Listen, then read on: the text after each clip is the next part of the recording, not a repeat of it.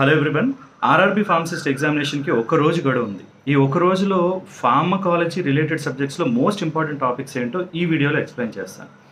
Pharmacology అంటే it is a combination of anatomy physiology, pathophysiology and pharmacology.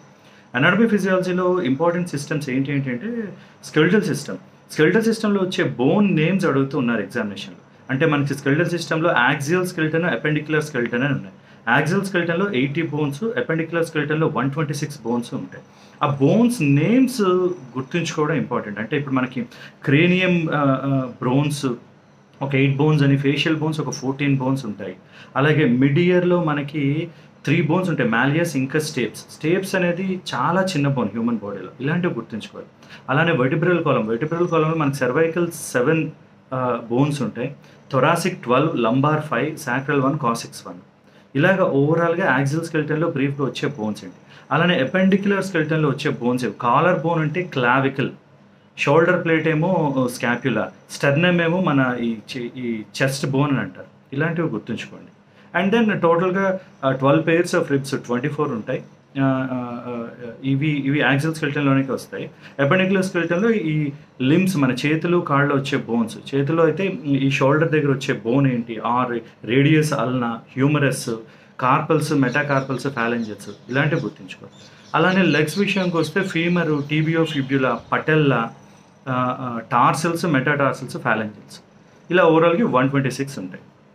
Now skeletal సిస్టంలో ఇంకో important thing ఏంటంటే joints కూడా చాలా సింపులే. మన నెక్ దగ్గర హెడ్కి ఉండేది పైవాట్, PIVOT, 180 degrees రొటేట్ చేయగలుగుతాం. ఈ ఎల్బో దగ్గర ఉండేదేమో హింజ్ జాయింట్ అని అంటారు. అలానే మన షోల్డర్, లెగ్స్ దగ్గర ఉండేదేమో బాల్ అండ్ సాకెట్, సాకెట్లు ఉండేది కాబట్టి బాల్ అండ్ సాకెట్ జాయింట్స్ అంటారు.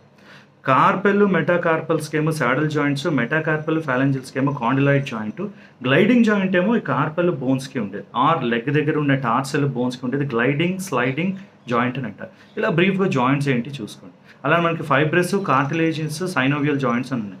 ఫైబ్రస్ అంటే స్కల్స్ మధ్యలో సూచెస్లా ఉంటాయి, అది ఇమ్మూవబుల్. ఫైబ్రస్ F అంటే ఫిక్స్డ్ అని గుర్తుంచుకోండి, రైట్. ఫైబ్రస్, కార్టిలేజియన్స్ లిటిల్ మూమెంట్ ఉంటుంది. ఇప్పుడు ప్యూబిక్ సింఫైసిస్ దగ్గర వచ్చేవి కార్టిలేజియన్స్ అన్నమాట.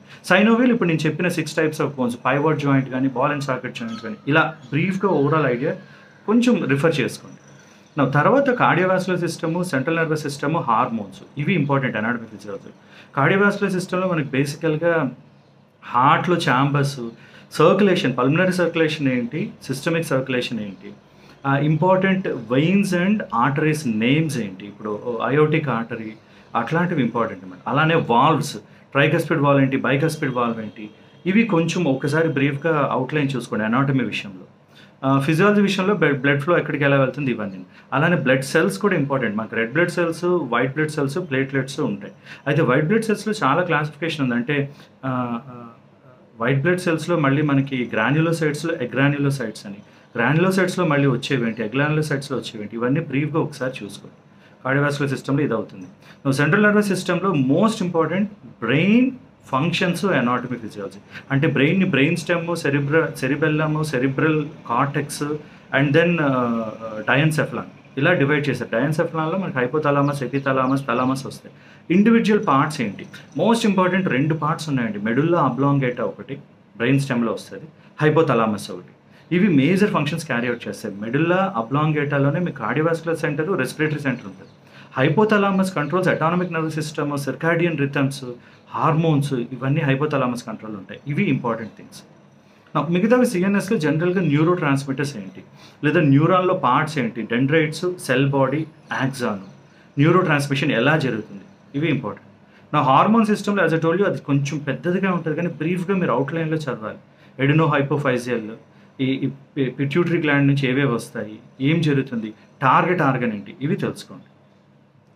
Skeletal system, cardiovascular system, central nervous, ఇవి నేను మోస్ట్ ఇంపార్టెంట్ టాపిక్స్ చెప్తున్నాను. ఈ ఒక్క రోజులో మీరు బ్రీఫ్గా చూసుకోవాల్సింది. ఫార్మకాలజీ విషయానికి వస్తే ఇవే systems, cardiovascular system, autonomic nervous system, central nervous system, chemotherapy, ఈ 4 ఇంపార్టెంట్. ఫస్ట్ ఆఫ్ ఆల్ బ్రీఫ్గా మీరు డ్రగ్స్ అని ఒక ఓవర్వ్యూ ఇవ్వండి, మీకు వీలైనంత ఓవర్వ్యూ ఇవ్వండి.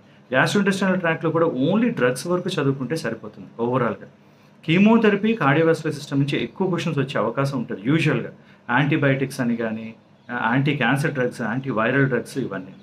అండ్ దెన్ కార్డియోవాస్కులర్ సిస్టంలో different diseases, hyper tension, angina pectoris, atherosclerosis, వీటన్నిటి నుంచి క్వశ్చన్స్ వచ్చే ఛాన్స్ ఉంటుంది. So I hope this is useful. All the best.